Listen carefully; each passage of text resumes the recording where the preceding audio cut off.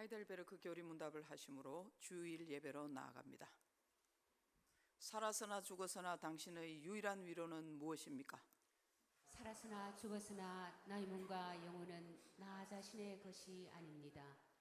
나의 몸과 영혼은 나의 신실하신 구주 예수 그리스도의 것입니다. 그리스도는 자신의 보배로운 피로 나의 모든 죄값을 완전히 치르셨습니다. 그리스도는 나를 마귀의 모든 권세에서 풀어주셨습니다. 또한 그리스도는 나를 지켜주십니다. 그리고 하늘에 계신 아버지의 뜻이 아니라면 내 머리에서 머리카락 하나도 떨어지지 않습니다. 참으로 모든 것은 나의 구원을 위해 합력하여 일합니다. 그리고 그리스도는 성령님을 통해 내게 영생을 보증해 주십니다. 또한 그리스도는 이제부터 진심으로 기꺼이 그리스도를 위해 살도록 나를 준비시키십니다. 아멘. 이 위로 안에서 복을 누리며 살다가 죽기 위해 당신은 무엇을 알아야만 합니까? 다음 세 가지를 알아야만 합니다. 첫째, 나의 죄와 비참함이 얼마나 큰지 알아야 합니다. 둘째, 어떻게 내가 나의 모든 죄와 비참함으로부터 구원받는지 알아야 합니다. 셋째, 어떻게 내가 그러한 구원을 주시는 하나님께 감사해야 하는지 알아야 합니다. 아멘.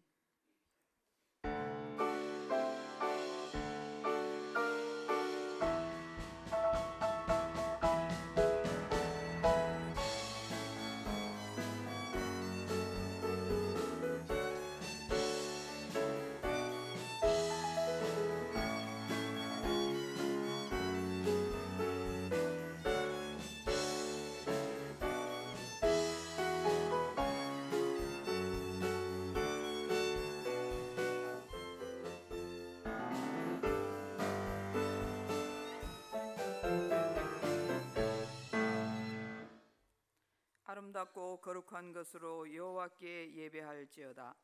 온 땅이여 그 앞에서 떨지어다. 모든 나라 가운데서 이르기를 여호와께서 다스리시니 세계가 굳게 서고 흔들리지 않으리라.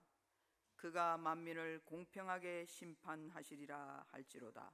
아멘. 참 좋으신 우리 하나님, 지난 한 주간도 영육간에 평안을 주시고 거룩한 주일 아침 성전으로 불러주셔서 감사를 드립니다. 점도 없이 흠도 없이 맑은 심령으로 하나님의 성호를 찬양하며 신령과 진정으로 예배하기를 원하오니 성령 하나님, 저희 마음에 정직한 영을 새롭게 하여 주시고 구원의 즐거움을 회복시켜 주옵소서.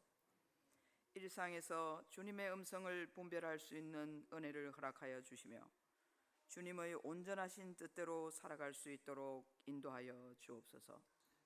삼위일체 하나님께만 모든 영광과 찬송과 존귀를 올려드리오며 우리 구세주 예수님의 이름으로 기원하옵나이다.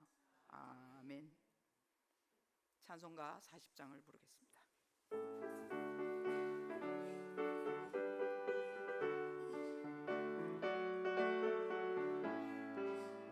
찬송으로 보답할 수 없는 큰 사랑, 주님께 영광 할렐루야. 형제 자매 모두 함께 모여 찬송해. 주님께 영광 할렐루야. 하나님의 자녀여 크게 찬송 부르며 밝고 거룩한 길로 기쁨으로 나아가 주의 보좌 앞으로 속히 들어가겠네. 주님께 영광 할렐루야. 우리 받은 은혜 눈에 한량 없도다. 주님께 영광 할렐루야. 기쁜 찬송 부르면서 천국 가겠네. 주님께 영광 할렐루야. 하나님의 자녀여 크게 찬송 부르며 밝고 거룩한 길로 기쁨으로 나아가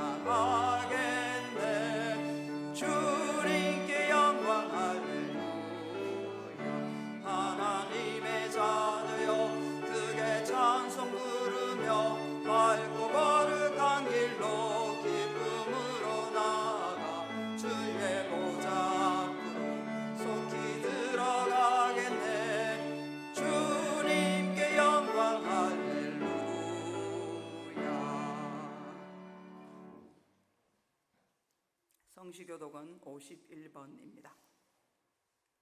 여호와께 감사하라. 그는 선하시며 그의 인자하심이 영원함이로다.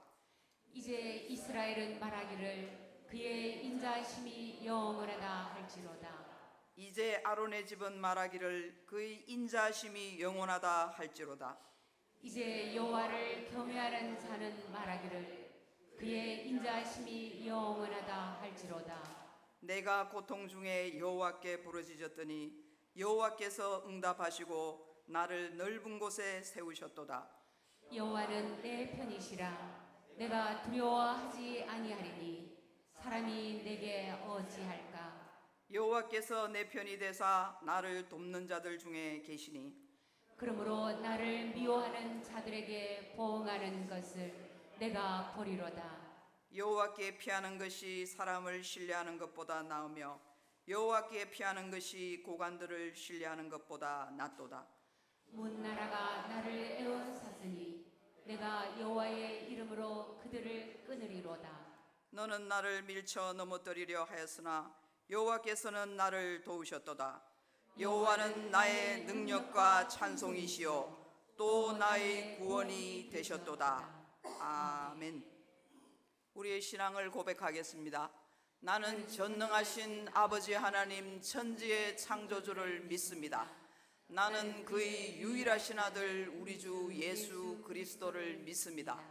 그는 성령으로 잉태되어 동정녀 마리아에게서 나시고 본디오 빌라도에게 고난을 받아 십자가에 못 박혀 죽으시고 장사된 지 사흘 만에 죽은 자 가운데서 다시 살아나셨으며 하늘에 오르시어 전능하신 아버지 하나님 우편에 앉아 계시다가 거기로부터 살아있는 자와 죽은 자를 심판하러 오십니다. 나는 성령을 믿으며 거룩한 공교회와 성도의 교제와 죄를 용서받는 것과 몸의 부활과 영생을 믿습니다. 아멘. 찬송가 31장을 부르겠습니다.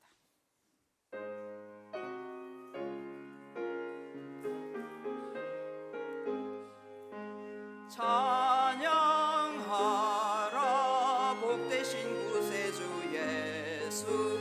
백성들아 사랑을 전하세. 경배하라 하늘의 천군과 천사. 주님 앞에 영광을 돌리세. 목자같이 우리를 지키시고 종일 품에 늘 안아주시니 찬양하라 높으신 권세를 찬양. 찬양 찬양 영원히 드리세.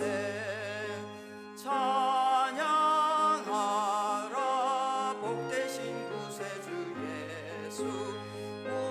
우리 대신 죽임을 당했네. 구주 예수 영원한 구원의 소망. 경배하며 겸손히 절하세.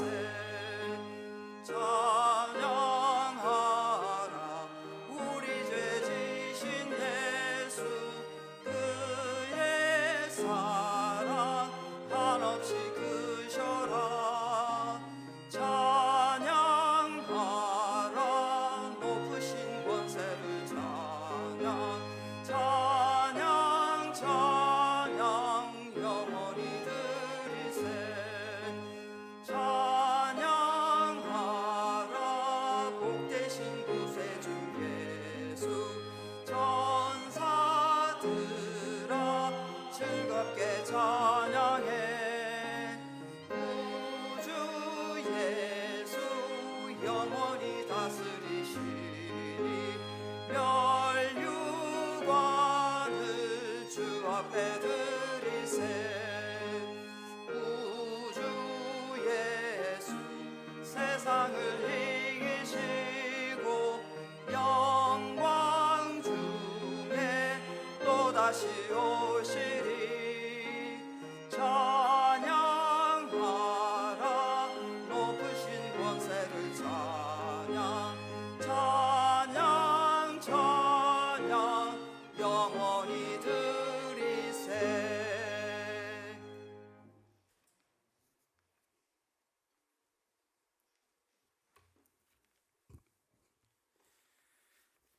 우리의 힘과 반석과 피난처 되시는 모든 능력의 주인이신 전능하신 하나님께 찬양과 영광을 올려드립니다. 죽을 수밖에 없는 저희들을 사랑하여 주시고 선택하여 주시고 주님의 자녀된 권세를 허락하여 주시고 모든 환난과 고통 속에서 만져주시며 늘 새로운 힘을 공급하여 주셔서 모든 것을 이겨나가게 할 수 있게 하신 은혜에 감사드립니다. 하나님의 자녀로 부름받은 우리임에도 불구하고 연약한 인간이기에 늘 반복되는 죄 속에서 살아가는 죄인임을 용서하여 주시옵소서. 저희가 행할 것은 순종뿐임을 알면서도 저희에게는 너무나도 많은 생각이 있습니다. 단순한 믿음으로 나의 생각을 버리고 그저 행할 수 있는 은혜를 허락하여 주시옵소서. 순종함으로 임하는 기적을 우리가 체험할 수 있도록 인도하여 주시옵소서. 우리와 늘 함께 하시는 주님, 이 시간 삶 속에서 힘들고 지친 영혼들이 예배로 나아갑니다. 이 예배로 통하여 구원의 감격을 얻게 하시고 하나님의 살아계심과 인도하심과 역사하심을 체험할 수 있도록 은혜를 허락하여 주시옵소서. 우리를 푸른 물밭에 누이시고 쉴만한 물가로 인도하시며 우리의 영혼을 소생시키시고 의의 길로 인도하시는 이는 오직 하나님 나의 아버지밖에 없음을 고백합니다. 우리의 입술에서 나오는 고백이 진정한 하나님을 나의 구주로 인정하는 고백이 되기를 원합니다. 하나님을 알고 지식적으로 쌓이는 것으로 그치는 것이 아닌 진정한 하나님을 알아가면서 나의 진정한 주인이 되심을 고백하며 나의 연약함을 고백하며 겸손한 모습으로 나아가는 우리가 되게 하시옵소서. 하나님이 없는 계획을 세우지 않게 하시고 내가 약할 때 힘이 되시는 하나님을 바라보게 하시옵소서. 내가 죽고 예수 그리스도만이 사는 생명의 길로 우리의 발걸음을 인도하여 주시옵소서.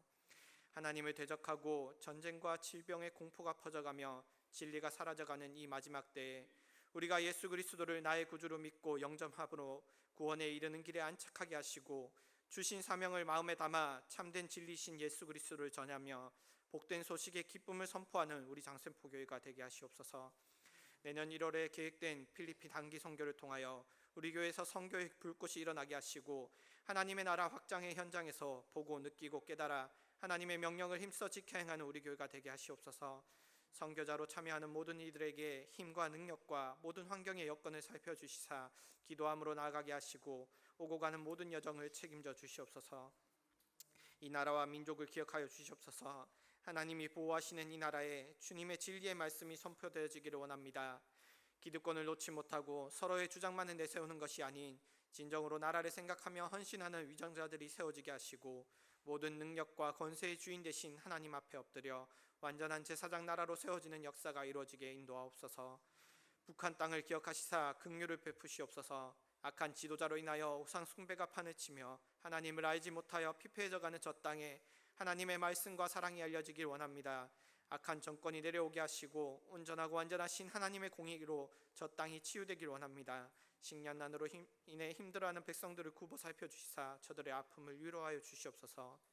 나를 영접하여 전하는 자로 서서 하나님의 거룩하심을 나타내라 하시는 하나님, 우리가 하나님의 약속의 말씀을 믿고 완전한 신뢰 속에서 우리의 자아를 내려놓고 말씀하심에 아멘으로 화답하며 명령하심에 순종으로 행할 수 있는 주님의 자녀들이 되기 원하오니 인도하여 주시옵소서. 다음 세대들을 이 험한 세상, 이 혼란한 세상에서 믿음의 자녀로 키우기 위해 1:1 어성경 묵상으로 교육하며 나아가오니 그들의 마음속에 하나님을 사랑하고 말씀을 즐겨하며 기도하기를 힘쓰는 마음을 허락하여 주시고 이 세대 속에서 분별된 거룩한 자녀로 자라나게 인도하여 주시옵소서. 치료의 광선이 되시는 주님, 여러 가지 질병으로 고통받으며 치료 중에 있는 성도들을 일일이 다 기억하여 주시고 주님의 능력의 손으로 치료하여 주시옵소서. 하루속히 완전한 회복을 허락하여 주시며 건강한 모습으로 정상적인 생활을 하게 인도하여 주시옵소서. 그들의 삶을 하나님께 온전히 의탁해 하시옵소서. 담임 목사님과 조성수 목사님을 기억하시사 영육간의 강건함을 허락하시옵고 사역하는 모든 일에 축복하셔서 주님의 대언자로의 사명을 잘 감당케 인도하여 주시옵소서. 이 시간 말씀을 전하시는 담임 목사님께 함께 하셔서 성령의 감동 속에 우리에게 필요한 말씀을 잘 전달케 인도하여 주시옵고 듣는 우리들은 마음과 귀를 열어 아멘으로 화답하며 온전한 하나님의 뜻을 잘 깨달아 순종으로 나아가는 우리에게 인도하여 주시옵소서. 예배를 드리기 위해 모든 것으로 준비하는 손길들 위해 축복하여 주시사 이 사람들이 늘 감사로 하나님 앞에 나아가는 마음 변치 않게 도와주시옵소서. 감사를 드리며 우리를 사랑하여 주시며 지켜주시는 우리 구주 예수 그리스도의 이름으로 기도합니다. 아멘.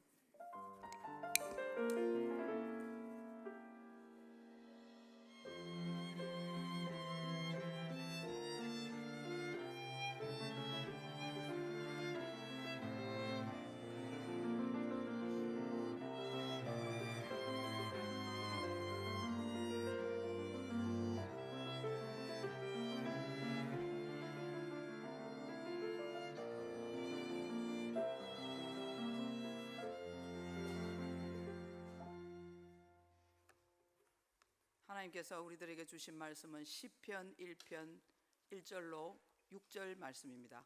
구약 성경 805면에 있는 시편 1편 1절로 6절 말씀을 한 절씩 봉독하시고 마지막 절은 합독하겠습니다.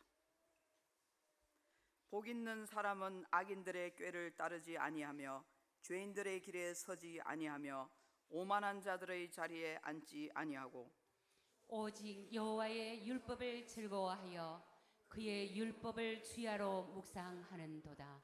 그는 시냇가에 심은 나무가 철을 따라 열매를 맺으며 그 잎사귀가 마르지 아니함 같으니 그가 하는 모든 일이 다 형통하리로다. 악인들은 그렇지 아니하며 오직 바람에 나는 겨와 같도다. 그러므로 악인들은 심판을 견디지 못하며 죄인들이 의인들의 모임에 들지 못하리로다. 무릇 의인들의 길은 여호와께서 인정하시나 악인들의 길은 망하리로다. 아멘. 주일 특송을 유치부 친구들이 드리겠습니다.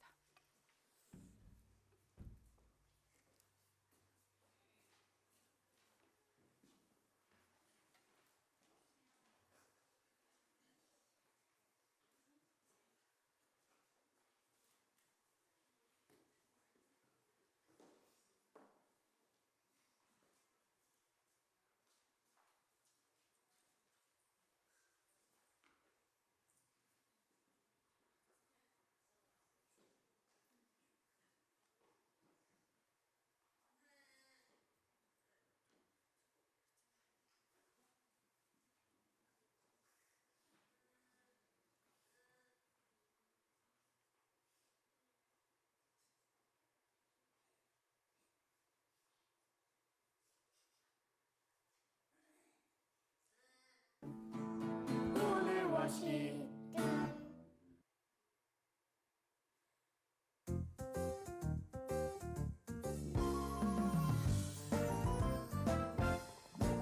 온 세상 아름답게 만드신 위대한 하나님 솜씨 모든 것 아낌없이 내어준 놀라운 하나님 사랑 누구도 흉내낼 수 없고 무엇과 비교할 수 없는 영원한 소망 완전한 사랑 창조주 나의 하나님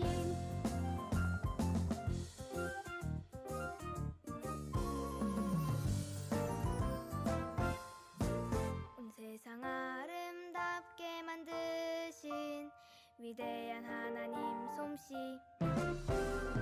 아낌없이 내어준 놀라운 하나님 사랑 온 세상 아름답게 만드신 위대한 하나님 솜씨 모든 것 아낌없이 내어준 놀라운 하나님 사랑 누구도 흉내낼 수 없고 무엇과 비교할 수 없는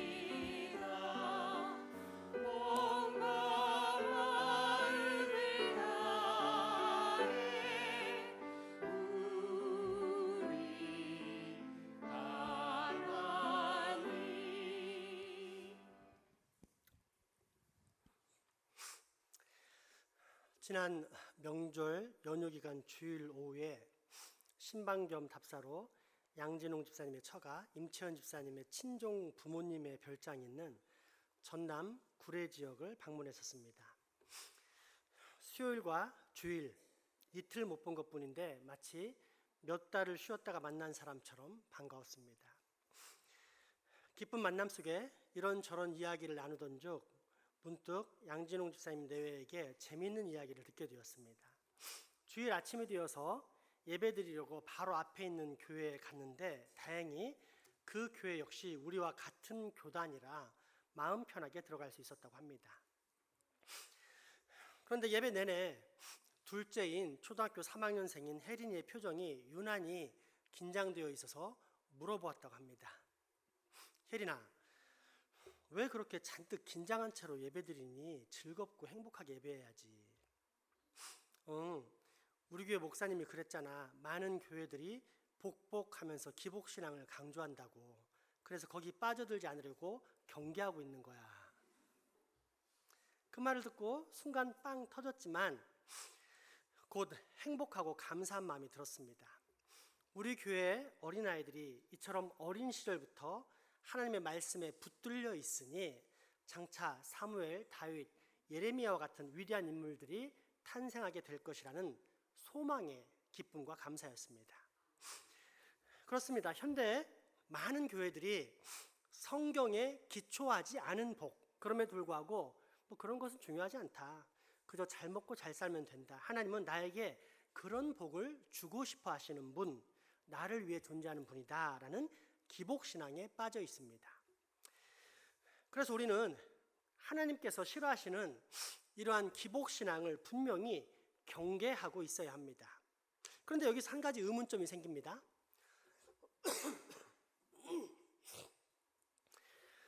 아니, 예수 믿으면 복 받는 게 당연한 것이지 복 안 받는 게 당연한 것인가? 그러면 누가 교회 다닐까? 여러분 어떻습니까? 이런 생각이 들지 않습니까? 따라서 우리는 성경적인 복에 대한 분명한 기준과 개념을 확보해야 합니다. 잘못된 복을 추구하는 신앙을 버리고 올바른 복을 사모하는 신앙을 소유할 수 있어야 합니다. 성경적인 복과 그렇지 않은 복, 즉 하나님이 싫어하시는 복을 분명히 구별할 수 있어야 합니다. 이를 다른 말로 표현하면 기복신앙과 강복신앙인데 문자 그대로 풀자면 기복신앙은 복을 기원하는 신앙이고 강복신앙은 하늘에서 내려주시는 복을 그저 감사함으로 받아들이는 신앙입니다. 그러니까 하나님을 도구이며 수단으로 생각하는가 아니면 근원이자 중심으로 생각하는가라는 기준에 따라서 기복신앙과 강복신앙으로 나뉘는 것입니다. 옛 어른들은 흔히 잘 먹고 잘 자고 잘 싸는 것이 복이라고 했습니다. 잘못 먹으면 굶주리기에 당연히 복이 없는 것이고 잘못 자는 것은 아무리 먹을 게 많아도 그만큼 근심, 걱정, 마음이 불안하다는 뜻이기에 이 역시 복이 없는 것이며 아무리 잘 먹고 잘 자도 배출을 못하면 육체적으로 병이 걸린 사람이기에 이 또한 복이 없는 것입니다. 따라서 일반적으로 복받은 사람이라 함은 물질적으로 풍요롭고 마음에 근심이 없으며 몸에 병도 없는 사람을 의미했습니다. 문제는 이처럼 오랜 세월 잘 먹고 잘 사는 복에 그동안 우리의 모든 초점이 맞춰져 있었기 때문에 그것이 전부이자 삶의 목적이 되었다는 사실입니다. 심지어 예수님을 구주로 믿고 신앙생활을 한다는 교인들 역시 마찬가지입니다. 그래서 입술로는 하나님을 주인님, 주님이라고 부르지만 실제 주인은 부귀공명, 즉 잘 먹고 잘 싸고 잘 나가는 것, 성공하는 것입니다. 이처럼 하나님이라는 이름은 있지만 그 하나님을 사용해서 자신의 목적인 잘 먹고 잘 사는 인생을 성취하려는 신앙을 기복신앙이라고 합니다. 이런 사람들의 특징은 열심과 정성이 남다르다는 것입니다. 마치 옛날 우리 선조들이 정한수를 떠놓고 새벽에 매일 달에게 정성껏 빌었던 것처럼 말입니다. 그래서 예배 잘 드리고 11조 잘하고 새벽기도 수요기도 안 빠지고 금식도 열심히 합니다. 왜요? 그래야 잘 먹고 잘 살고 내 가족, 내 자녀가 성공할 수 있다고 생각하기 때문입니다. 이런 기복신앙인에게 하나님은 어떤 존재일까요? 목적이자 근원일까요? 아니면 수단이자 방법일까요? 나를 잘 살 수 있게 만드는 수단이자 중요한 도구입니다. 때문에 기복신앙은 마치 바알과 아세라를 잘 섬김으로써 풍요와 다산을 누리려고 했던 이방인들의 신앙과 전혀 다를 바 없는 우상 숭배입니다. 차이가 있다면 예전에는 바알과 아세라를 상으로 세우며 섬겼다면 그 자리에 이제는 여호와라는 이름을 가진 하나님을 신으로 두었을 뿐입니다. 반대로 강복신앙이란 내 삶의 근원이자 목적이자 중심이 하나님이 되는 생활입니다. 이들 역시 기복신앙인과 똑같이 최선을 다해 열심히 인생을 살아갑니다. 물론 교회 생활 역시 타인의 모범이 될 정도로 열심히 봉사하고 섬깁니다. 근데 섬김의 목적이 다릅니다. 복받기 위해서 봉사하고 섬기지 않습니다. 하나님이 목적입니다. 하나님께서 주신 은혜가 그저 감사하고 행복하기 때문에 하나님을 사랑하려고 봉사하고 헌신합니다. 그래서 최선을 다해서 예배합니다. 쉬지 않고 기도합니다. 날마다 입술에서 찬양이 끊이지 않습니다.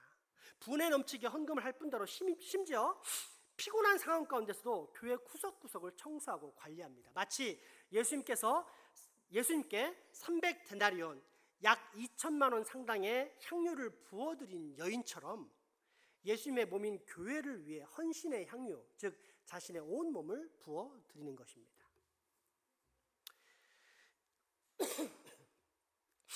그런데 아이러니한 것은 이처럼 최선을 다해 교회 생활도 일반 세상살이의 삶도 잘 감당했는데 복을 받지 못한 사람들이 많다는 사실입니다. 그래서 큰 부자도 아니요, 자식이 형통한 것도 아니요, 심지어 건강도 변변치 못해 늘 골골하는 사람들이 상당히 많습니다. 이러한 현실을 어떻게 해석해야 할까요? 해석할 필요가 없습니다. 왜냐하면 그것은 기복신앙을 가진 내가 바라고 기대하는 결말에 대한 실망일 뿐, 강복신앙을 가진 사람은 이미 확실한 해답을 갖고 살기 때문입니다. 실제로 강복신앙인들, 참신앙인들을 만나면 그 모습이 어떻습니까? 일반적이고 세상적인 복, 남들만큼 잘 먹고 잘 살지 못한다는 사실로 인해 슬퍼하고 괴로워합니까? 그래서 좌절하고 낙심합니까? 하나님을 원망합니까? 아닙니다. 비록 내가 원하는 소원을 이루지 못했지만 이마저도 하나님의 주권과 섭리 아래 있음을 깨닫고 그저 기뻐하고 감사합니다. 이미 받은 복을 헤아리면서 늘 하나님께 경배와 찬양을 올려드립니다. 그리 아니하실지라도의 신앙으로 존귀와 영광을 날마다 하나님께 드립니다. 하나님이 내 삶의 근원이자 목적이자 중심이기 때문입니다. 이것이 바로 강복신앙입니다. 따라서 기복신앙과 강복신앙의 차이는 간단합니다. 내 마음속 깊은 곳에 있는 하나님에 대한 개념이 도구이자 수단이면 기복신앙입니다. 기복신앙에서 하나님은 인격적인 존재가 아닙니다. 마치 돈을 넣으면 음료수가 자연스럽게 나오는 기계처럼 축복의 통로일 뿐입니다. 내가 열심히 신앙생활하면, 교회생활하면, 봉사하면, 헌금 많이 하면 당연히 복 줘야 되는 기계적인 존재가 기복신앙의 하나님입니다. 즉 하나님을 잘 믿음으로써 혹시 내게 다가올지 모르는 큰 해를 미리 방지하고 나아가 온 가족이 풍요롭게 잘 먹고 잘 살게 하려는 이 땅의 목적이 늘 그 마음속에 깊은 곳에 놓여 있다면 그게 바로 기복신앙인입니다. 반대로 강복신앙은 하나님이 나의 삶의 목적이자 전부 부인 신앙입니다. 혹 내가 부욕해 되지 않을지라도, 내가 원하는 것들이 성취되지 않을지라도, 아니 기대와 달리 오히려 욥처럼 수많은 재앙들이 생긴다 할지라도, 그래서 내 자식, 심지어 내 목숨을 잃어버린다 할지라도 하나님을 사랑하기 때문에 그마저도 감사할 수 있다면 그것이 바로 강복신앙, 진짜 기독교인의 신앙입니다. 그리고 이것은 남의 이야기 또는 단순한 이론이 아닌 이 땅에 실제로 존재하는 현실의 신앙입니다. 세상적인 관점에서 보자면 다윗은 지제리도 복이 없는 사람입니다. 하나님의 이름으로 3m 장신의 용사 골리앗을 때려 눕혔을 때만 해도 다윗의 미래는 쫙 뻗은 고속도로처럼 형통과 번영만이 있을 것 같았습니다. 그런데 얼마 후부터 반역자로 몰려 도망자의 삶을 사는데 그 세월이 한 달도 아니고 1년도 아니고 무려 10년이나 되었습니다.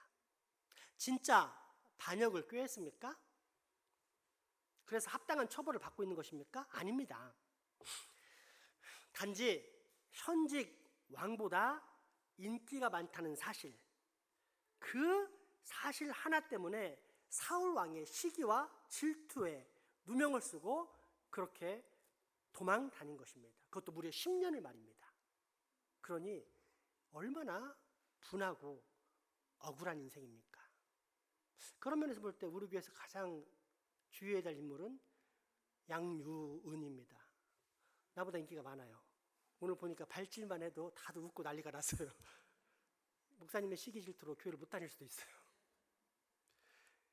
그렇게 억울하게 10년의 고난을 통과한 후 왕이 되었습니다.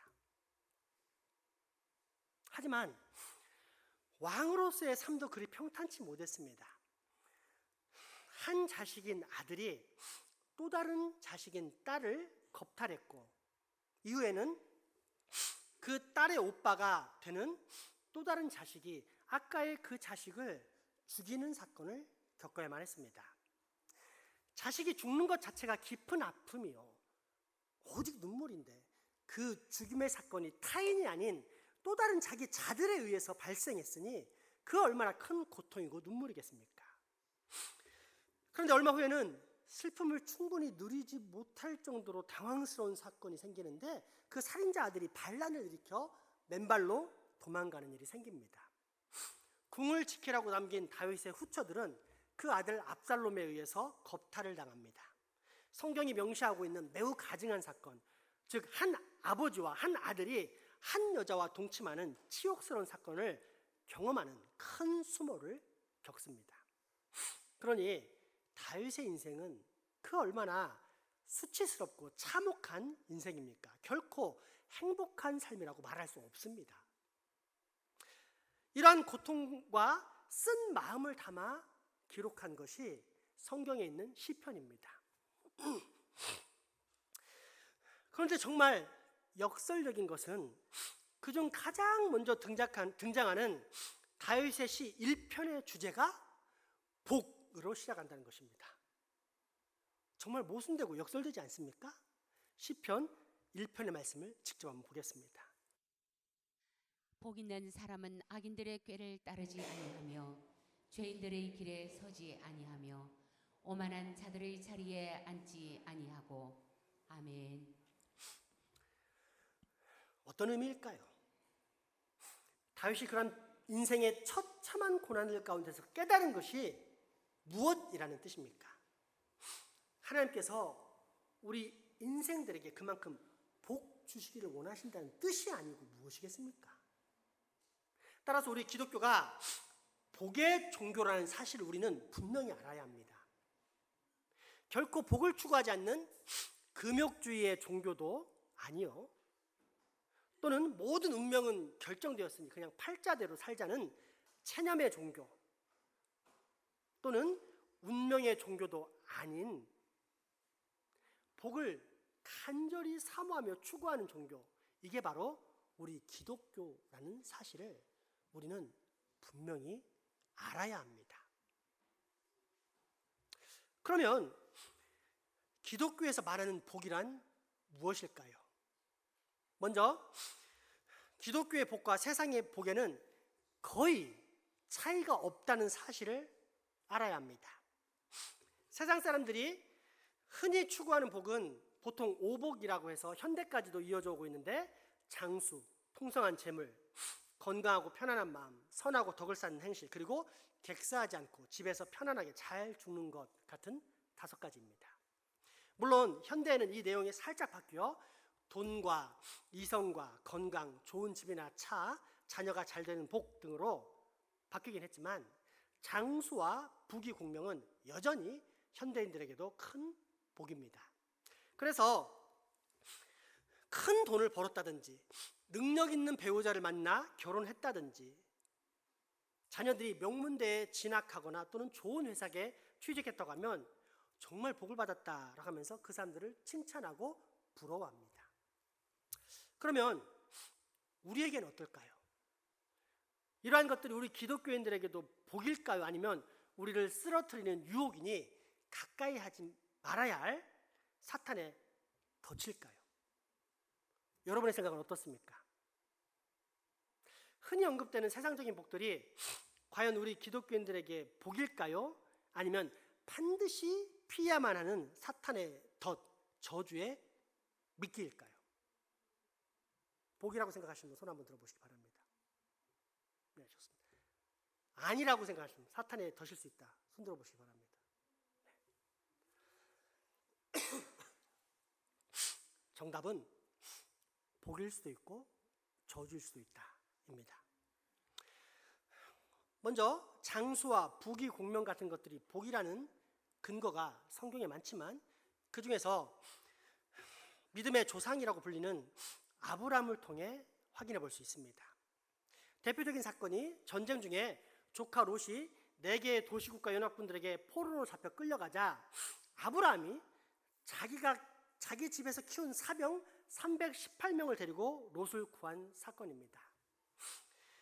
이때 318명은 어린아이였을까요? 아니면 칼과 방패를 들 수 있는 장년이었을까요?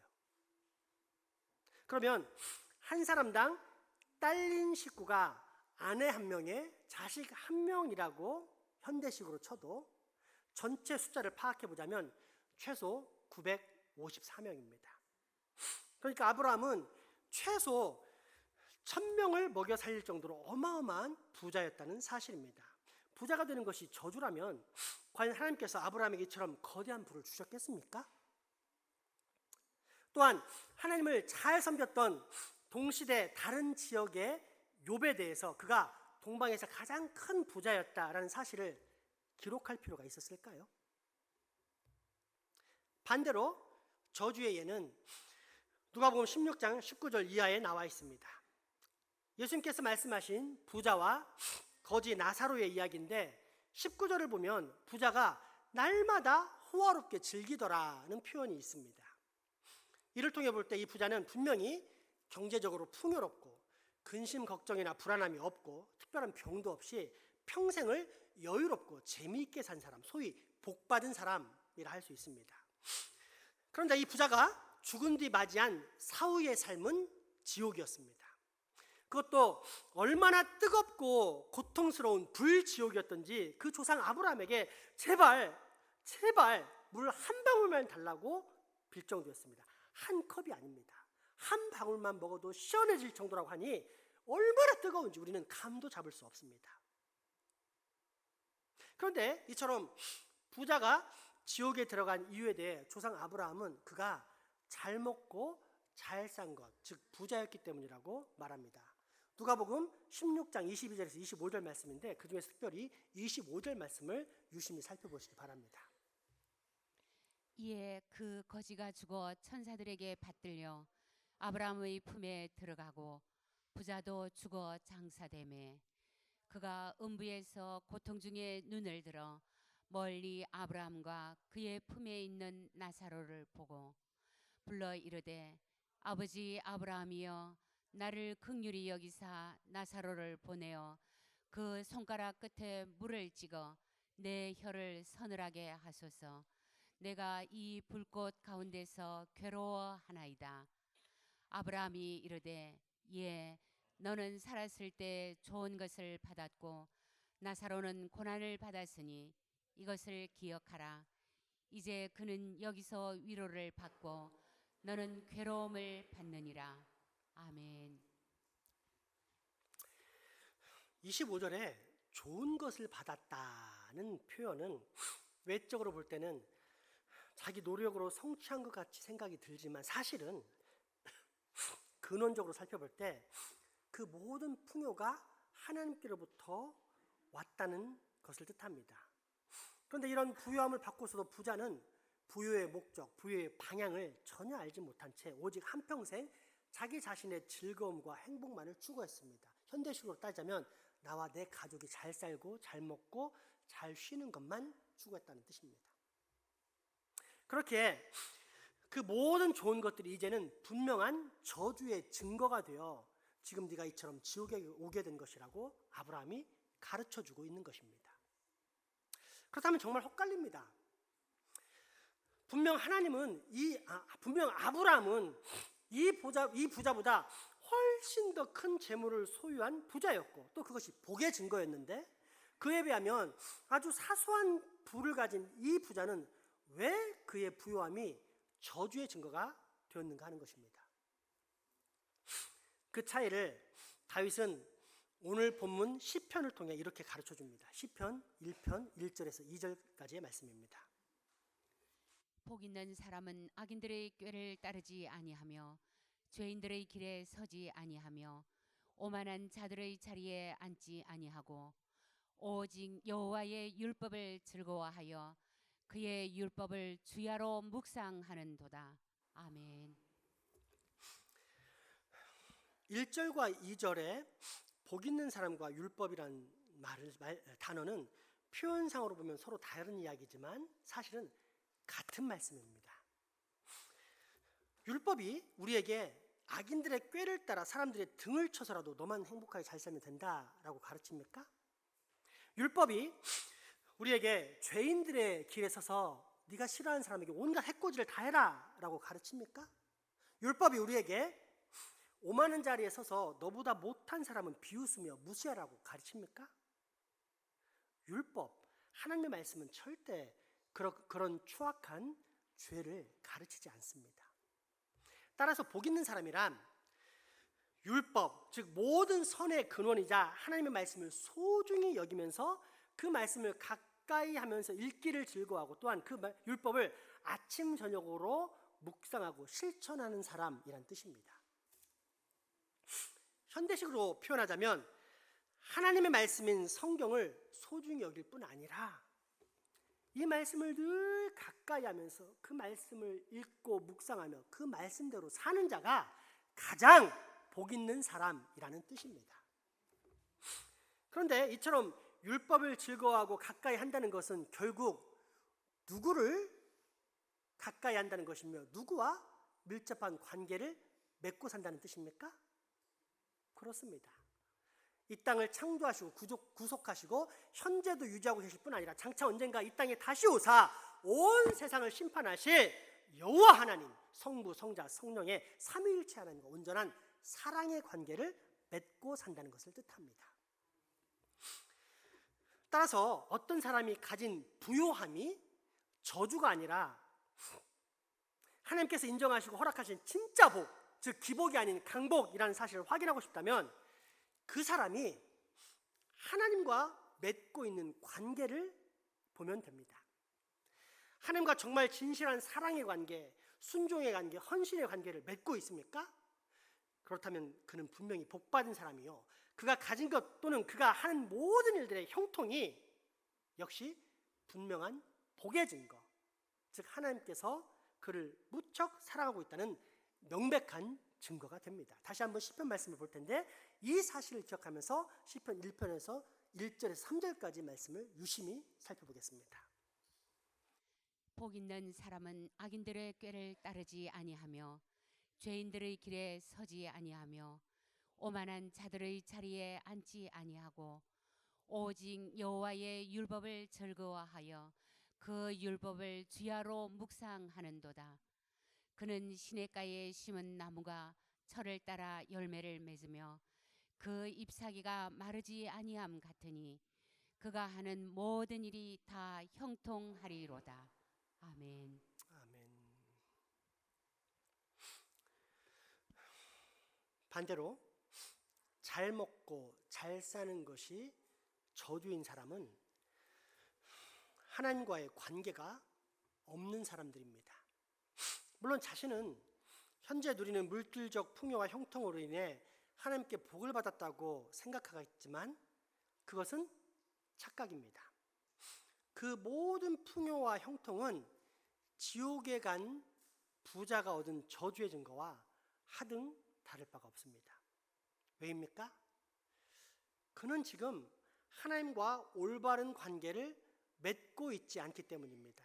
즉 그는 하나님께 대한 진실한 사랑도 온전한 순종도 올바른 헌신도 없는 기복신앙에 빠져 있는 것이요. 따라서 이런 기복신앙의 최종 목적지는 결국 성경에 나온 교만한 부자와 똑같을 뿐이기 때문입니다.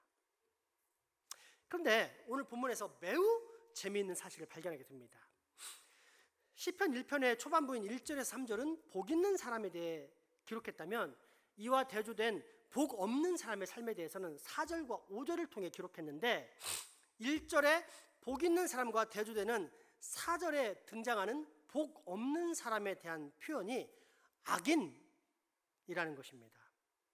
복 있는 사람의 반대말은 분명히 복 없는 사람 아닙니까? 그런데 왜 악인으로 표현되었을까요? 역시 관계입니다.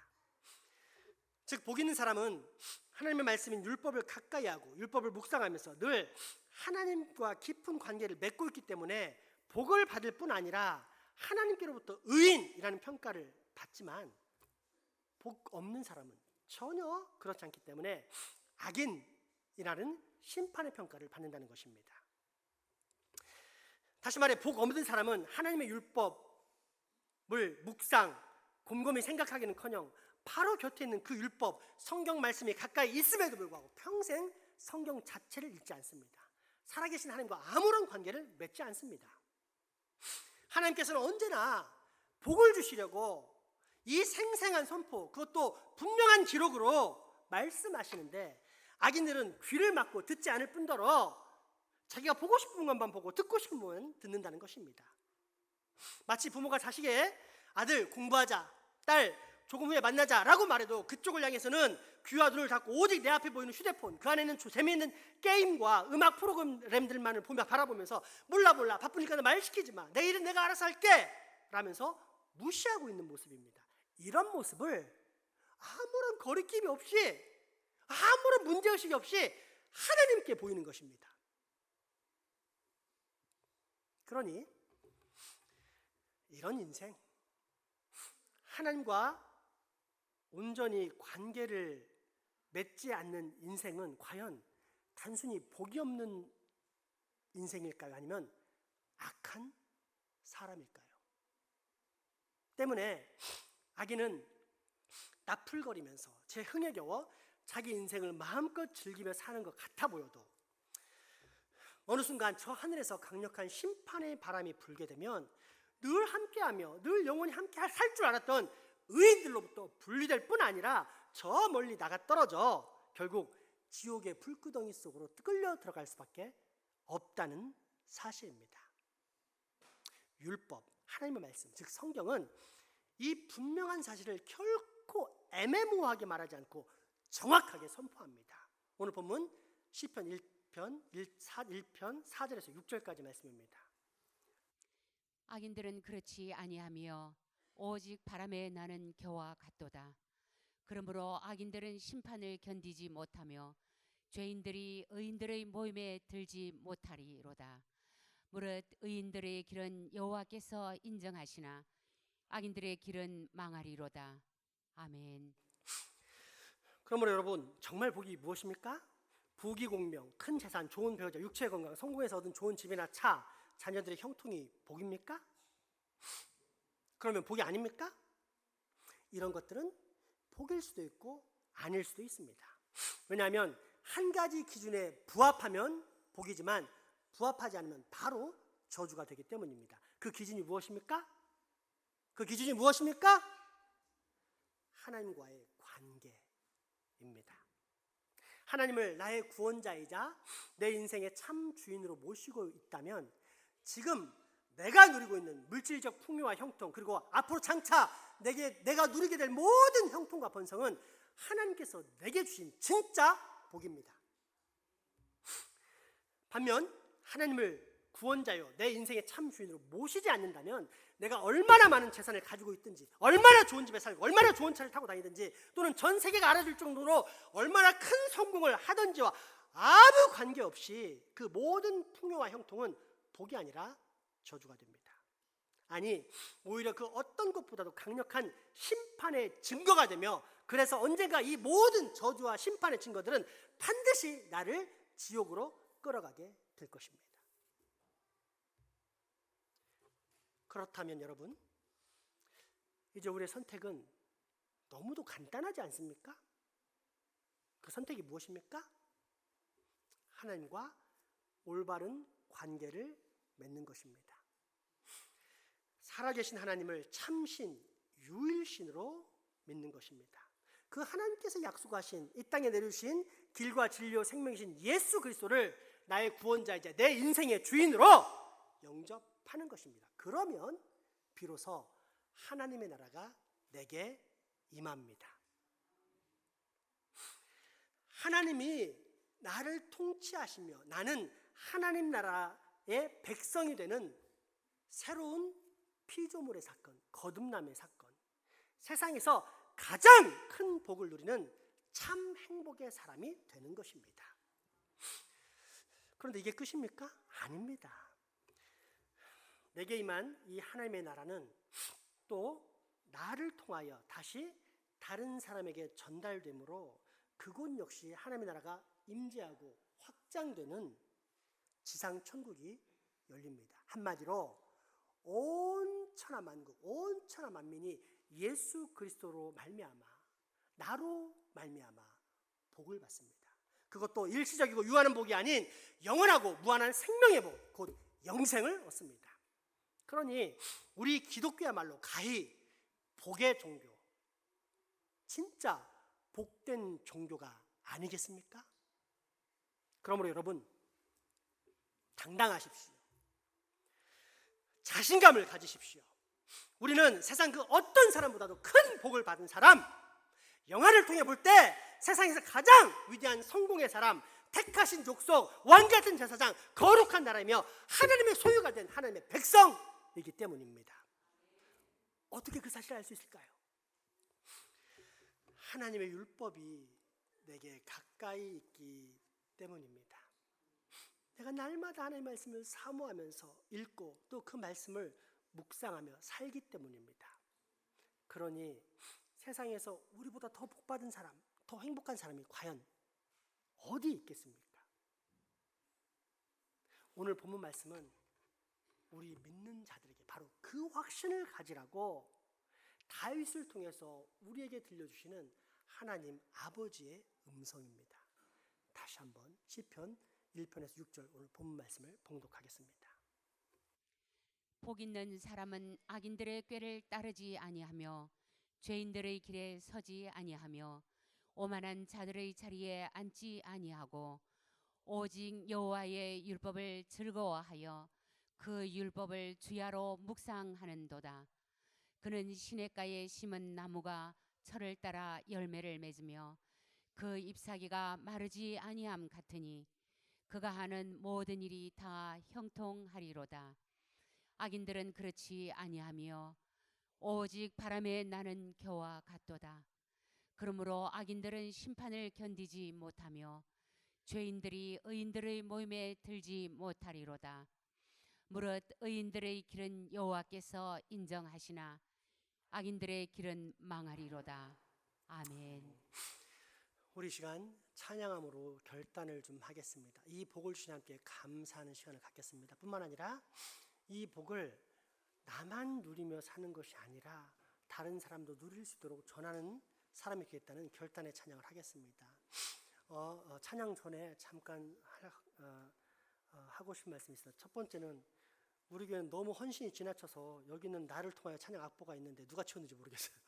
여기까지는 헌신하지 마세요. 악보가 여기 있어야 제가 볼 수가 있습니다. 또 하나는 나를 통하여 하나님 나라가 확장된다, 이제 복을 받는다, 이런 개념을 생각할 때 사람들이 가장 먼저 생각하는 게 전도입니다. 너무 당연하고 마땅합니다. 그런데 거기에서만 멈추고 갇히는 것은 정말로 불행한 일입니다. 나를 통하여 하나님 나라가 확장된다는 것은 내가 하나님 나라의 통치를 받아 하나님 나라의 백성으로서의 삶의 가치관을 갖고 있다는 것이고, 그 가치관을 전달한다는 뜻입니다. 그게 하나님 나라의 통치가 이루어지는 것입니다. 너무 어렵다면 쉬운 예를 들어드리겠습니다. 얼마 전 아들과 이제 우리 내외가 대화를 하는데, 장차 뭐가 될래, 되고 싶니 그랬더니 지금은 뭐 애들은 꿈이 하도 바뀌지만 지금은 경찰 아니면 군인이 되고 싶다 이러더라고요. 저희가 그랬어요. 경찰은 안 되고 군인은 된다. 왜 그랬을까요? 그걸 아셔야 돼요. 그래야만 나를 통하여 하나님의 통치가 이루어진다는 말이 무슨 말인지 알 수 있는 거예요. 군대가 경찰보다 훨씬 더 돈을 많이 벌어서 일까요? 아닙니다. 경찰은 주의를 지킬 수 없지만 군인은 주의를 지킬 수 있습니다. 제가 군에 있어 보니까 당직 사관들도 잠깐 나와서 예배드리고 갈 수 있더라고요. 경찰은 교대 근무하면서 자기 예배드리겠다고 빠질 수가 없습니다. 지금 한국교회 문제가 이거 아닙니까? 하나님 말씀대로 처음부터 주의를 어기지 않는 그런 직장을 조금 돈을 손에 보더라도 잡았다면, 그런 가치관을 가지고 있었다면 한국교회가 이렇게 되지 않았을 것입니다. 그런데 세상의 소리, 세상의 물결 있는 그대로 물들어서 네가 하고 싶은 걸 해, 네 재능을 써, 네가 행복한 것이 가장 중요한 거야, 이 짧은 인생 너가 원하는 것을 해, 이래서 지금 한국교회 신앙의 현실이 이렇게 된 거 아닙니까? 그 얘기는 영안을 열어서 다른 말로 보자면 네가 하고 싶은 거 마음껏 하다가 죽어버려. 아주 무책임한 부모의 가치관, 교육을 한 것입니다. 하나님은 나를 통하여 영광 받으시기 원하고, 나를 통하여 세상을 구원하고 하나님 나라를 확장하기 원하시는데, 나는 온갖 세상적인 가치관이 쌓여있다면 나를 통해서 일하실 수가 없습니다. 나를 통해서 오히려 죽는 일만 일어납니다. 가장 가까운데 자식부터 죽이는 겁니다. 그래서 이 시간 찬양할 때 하나님, 나를 통치하십시오. 이미 나는 늦었지만 내 자식은 진짜 올바른 기독교적 가치관으로 가르칠 수 있게 하여 주십시오. 하나님, 내 자식도 통치해 주십시오. 이런 결단의 찬양을 드리도록 하겠습니다.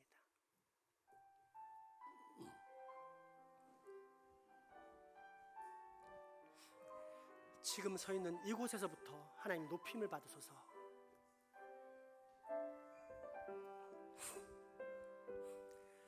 지금 서 있는 이곳에서 높임을 받으소서. 내가 밟는 땅 주님의 땅이니, 하늘이 주의 이름 높이 올리며 넓은 바다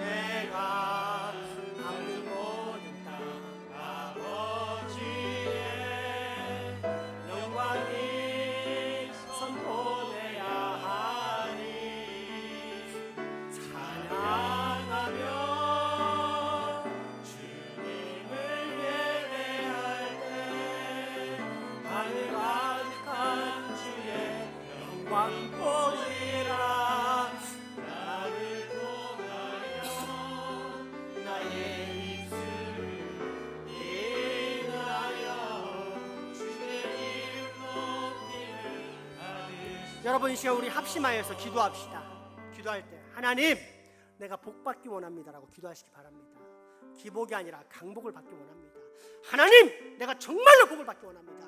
그래서 복을 받아서 그 풍성한 복을 하나님의 영광을 위해서 마음껏 소망하오니 하나님 내게 복을 주시옵소서라고 기도하기 원합니다. 또한 기도할 때 하나님, 그 복 중에 가장 큰 복, 하나님이 나를 통치하시는 복, 하나님의 나라의 가치관, 기독교의 가치관이 내 안에 세워지길 원합니다라고 기도하기 원합니다. 또한 기도할 때 하나님, 그 기독교의 가치관, 하나님의 통치를 내 자녀에게 가르쳐주기 원합니다. 그렇게 살게 해주시오라고 기도하는 시간 갖도록 하겠습니다. 무엇보다 기도할 때 하나님, 우리 교회가 세상을 이 기독교의 가치관, 하나님의 통치로 살려내는 민족의 등대되는 교회 되게 해주시오라고 기도하는 시간 갖도록 하겠습니다. 기도합시다. 하나님, 우리가 복받기 원합니다. 하나님이 복을 주시길 간절히 원하는데 내가 왜 복을 받기를 사모하지 않습니까? 내가 복받기 원합니다. 그렇게 하기 위해서는 하나님, 복 있는 사람은 하나님의 율법을 가까이 하면서 하나님의 말씀을 묵상하고 실천하는 올바른 관계를 맺는 사람인 줄 압니다. 하나님, 내가 하나님의 말씀을 소중히 여기고 가까이 하면서 하나님 말씀대로 살기를 소망합니다. 그렇게 살면서 복받기 원하오니 하나님, 내게 복을 부어주사 나의 창고에 더 이상 쌓을 곳이 없도록 풍성한 복을 말씀 역사로 하여 주시옵소서. 아버지, 그 복 중에서 가장 큰 복인 하나님의 통치를 받기 소망합니다. 그래서 내가 하나님 나라의 백성, 하나님 나라의 가치관, 기독교의 가치관을 내 안에 심기 원합니다. 그 가치관을 세상을 헤쳐나가며 무엇보다 내 자녀들을 가르칠 수 있게 소망합니다. 내 자녀들이 어설픈 신앙인이 아니라 기복신앙인이 아니라 참된 경복신앙인 하나님의 백성으로 살아갈 수 있도록 나를 통하여 역사하시는 하나님을 체험하게 하여 주시옵소서. 아버지, 또한 기도합니다. 우리의 가장 소중한 내 자식들, 이제 아버지 내가 교육할 때 어린 시절부터 하나님을 가까이 하며 하나님 말씀을 믿고 따르며 하나님을 사랑하며 사는 사람 될 수 있게 하여 주시옵소서. 그들이 늘 성경을 가까이 하고 읽고 묵상하고 그 말씀대로 실천하면서 기독교적 가치관을 갖게 하시고, 그로 말미암아 우리 아이들은 이 세상을 뒤집어 엎는 업사이드다운의 놀라운 진짜 기독교인들, 초대 기독교인이 될 수 있도록 역사해 주옵소서. 아버지, 그 일 가운데 우리 교회를 아버지 더 크게 사용하시길 소망합니다. 비록 왼쪽으로 볼 땐 작은 교회이지만 하나님이 보시기엔 큰 교회인 줄 압니다. 우리 교회가 민족의 등불되는 교회가 되어서 하나님, 이 세상을 변화시키게 하여 주시옵소서. 아버지, 전 세계 방방곡곡을 장생부 교회가 하나님 나라의 능력의 힘으로 정복할 수 있게 하여 주시옵소서. 그것이 나로부터 나를 통하여 이루어지게 하여 주시옵소서. 우리 다시 이 고백을 찬양으로 담겠습니다. 나를 통하여 내가 있는 이 자리에서부터 하나님 영광 받아주시고 나를 통하여 내 주변을 먼저 변화시켜 주시오라고 결단하는 찬양 갖겠습니다.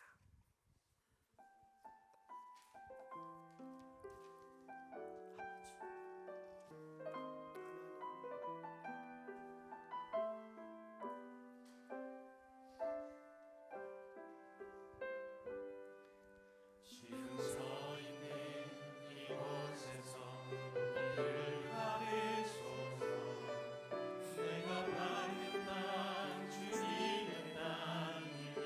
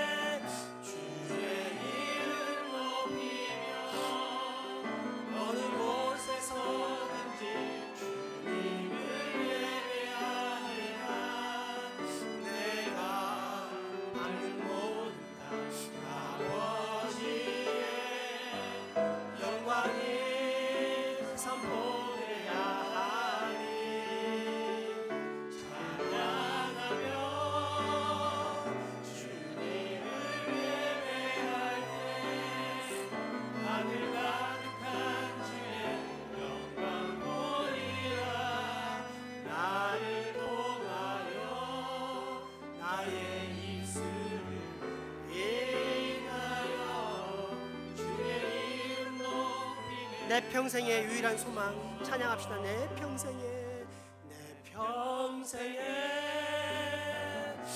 주의 이름 높이며 어느 곳에서든지 주님을 예배하리라. 내가 할 모든 다 아버지의 영광이 선포되야 하리. 찬양하며 주님을 예배하세. 하늘 가득한 주의 영광 보리라. 나를 통하여 나의 입술을 인하여 주의 이름 높임을 받으소서.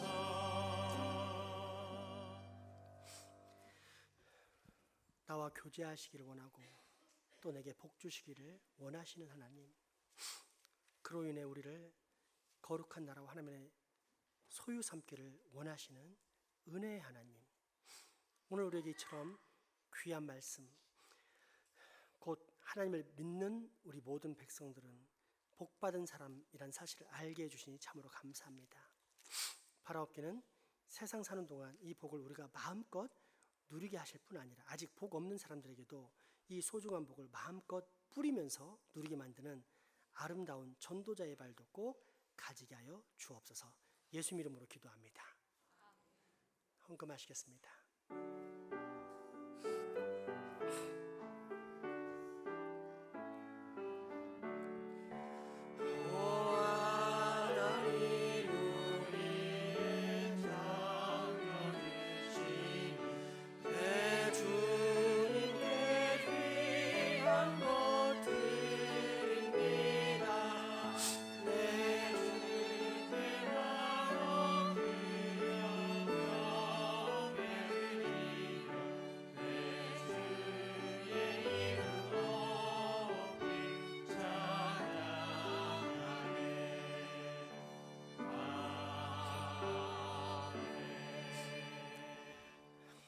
전지전능하신 하나님, 가을 풍경이 참으로 아름다운 계절입니다. 이 아름다운 단풍의 계절처럼 우리의 삶이 예수 그리스도의 보혈로 물들게 하여 주옵소서. 가을이 오면 나뭇잎들이 낙엽의 색깔로 채색되듯 우리의 삶도 주님 안에서 채색되어서 세월이 마지막이 될수록 오직 주님의 인도하심만을 따라 사는 참 복의 사람 되게 하옵소서. 삶의 시작과 끝이 주님 손길에 있고 우리의 생사고락이 주님께 있사오니 주님, 우리를 긍휼히 여기시고 우리의 삶을 거룩하게 인도하여 주옵소서. 무엇보다 우리 마음에 사랑을 부어주사 주님 안에서 주님의 사랑을 나누는 삶을 우리가 꼭 살게 하여 주옵소서. 자비 하나님, 이 시간 주님의 사랑을 체험하게 하시고 말씀의 확신을 주옵소서. 우리들에게 진실함과 정직함을 그리고 순결함을 주시옵소서. 우리의 예배드림이 주님께 연락되게 하시고 모든 성도들이 주님의 사랑에 힘입어 살게 하옵소서. 우리에게 강한 믿음과 담대함을 주사 하나님의 영광을 나타내게 하시며 우리가 나태한 삶에서 벗어나 부지런하여 열매 맺는 삶을 살게 하여 주옵소서. 불의한 일은 동참하지 않고 오직 의인은 믿음으로 말미암아 살리라 하셨으니 믿음으로만 살게 하여 주옵소서. 또한 주님, 언제 어디서나 복음을 전하는 삶을 살게 하옵소서. 어디서나 찬양을 열매를 맺게 하여 주옵소서. 언제 어디서나 기도하는 삶의 열매를 맺게 하옵소서. 언제 어디서나 말씀대로 사는 순종의 열매도 맺게 하여 주옵소서. 그래서 우리 주님과 동행하는 삶을 가장 기뻐하는 참 제자의 삶을 우리 모든 교우들이 다 누리게 하여 주옵소서. 무엇보다 오늘 예배를 통하여 새롭게 허락하시는 성령 충만을 받게 하시고 그로 말미암아 우리의 삶이 항상 그리스도의 향기를 드러내는 거룩한 삶이 꼭 되게 하여 주옵소서. 우리의 가족이지만 병환으로 인해 예배 함께하지 못하는 소중한 환우들과 직장사업, 위와 국방위 등으로 타지회에 나가 수고하는 교우들에게도 동일한 감사와 강복을 허락하시고 또 이 지역에 아직 예수님을 몰라서 믿지 않아서 복 없이 살아가는 불쌍한 영혼들을 주님 긍휼히 여기사 나를 통하여 우리를 통하여 그 영혼들을 복받게 만드는 역사, 구원한 역사 꼭 있게 하여 주시옵소서. 예수님 이름으로 기도합니다.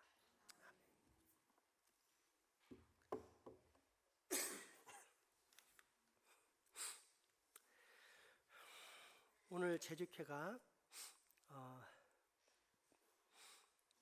오후 12시 20분에 3층 본당에서 있습니다. 재직회 후에는 재직교육이 잠깐 있을 예정입니다. 재직회의 다 마치고 재직교육을 잠깐 하도록 하겠습니다. 돌아오는 10월 10일 날은 울산 노회가 있어서 울산 강남교에서 개최됩니다. 성찬식이 있습니다. 다음 주에. 그 다음에 추수감사절이 11월 첫째 주일이요. 새생명 잔치를 준비하고 있으니 많은 준비 부탁드립니다. 오늘 특별한 손님이 오셨어요. 옛날 제가 그 어떤 교회에서 부교육자 생활할 때 함께 생활했던 김경빈 목사님이 이제 추천하신 분인데 울산에 와서 한 2달 동안 일하신대요. 토목 관련 일을 하시는데 울산 가서 예배드릴 교회를 찾는다 해서 우리 교회를 소개시켜줘서 주안에서 귀한 형제분이 오셨습니다. 박영석 집사님이신데 집사님 잠깐만 일어나실래요? 네, 잘 오셨습니다. 네, 환영합니다. 네. 이따 끝나고 저랑 같이 2층에서 차 한잔 했으면 좋겠습니다. 우리 마지막 찬양 드리겠습니다.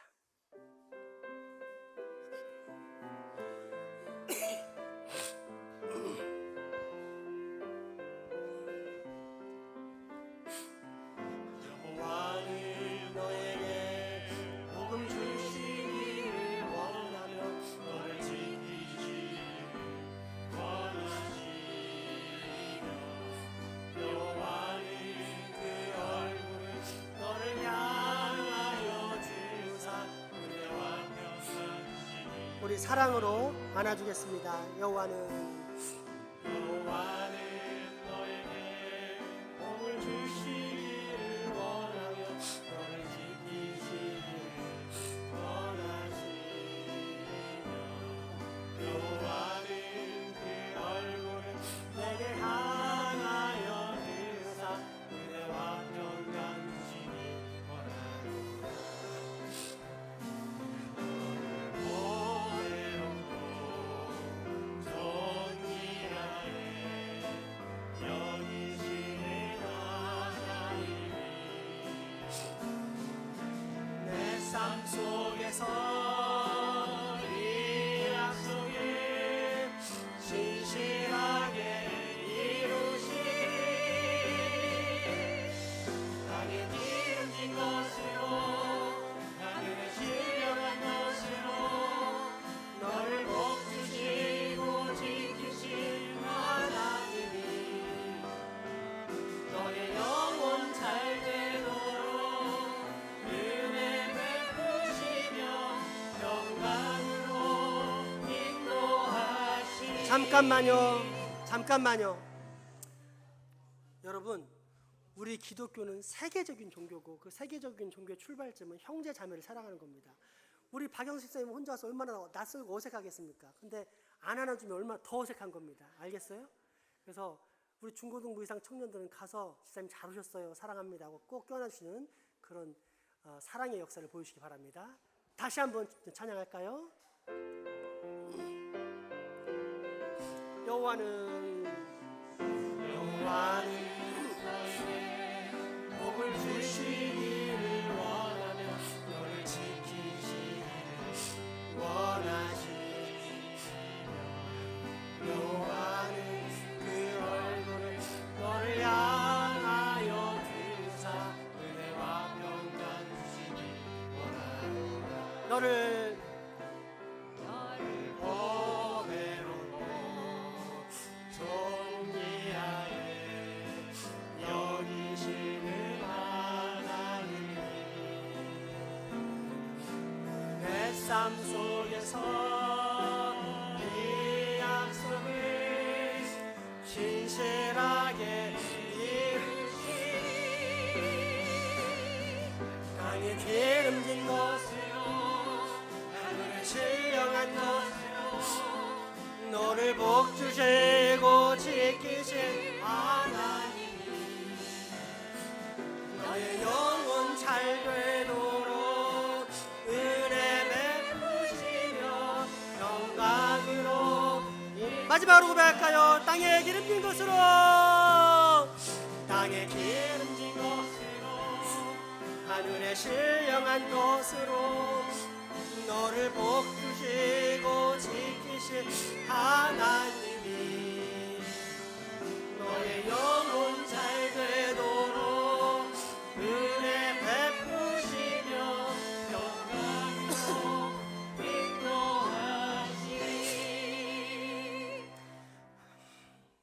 예수 그리스도의 은혜와 하나님의 크신 사랑과 성령님의 교통하심이 이제 후로 겸손히 그러나 확실하게 아버지 하나님과 깊은 사랑의 관계를 맺음으로 말미암아 위로부터 내리는 모든 생명과 풍요의 복을 마음껏 누리며 살겠다 라고 다짐하고 결단하는 여기 모인 모든 주의 자녀들의 머리 위와 가정, 이웃 그리고 후손들에게 지금부터 영원토록 함께 하시기를 간절히 축원하옵나이다.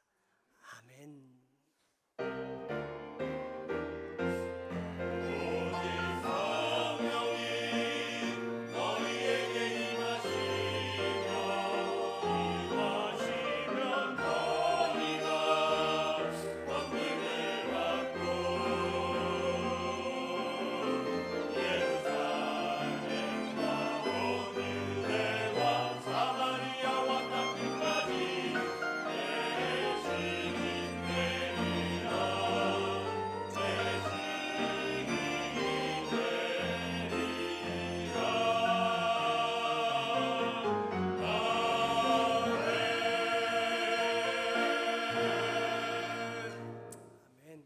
사랑과 축복의 교제 나누셨습니다.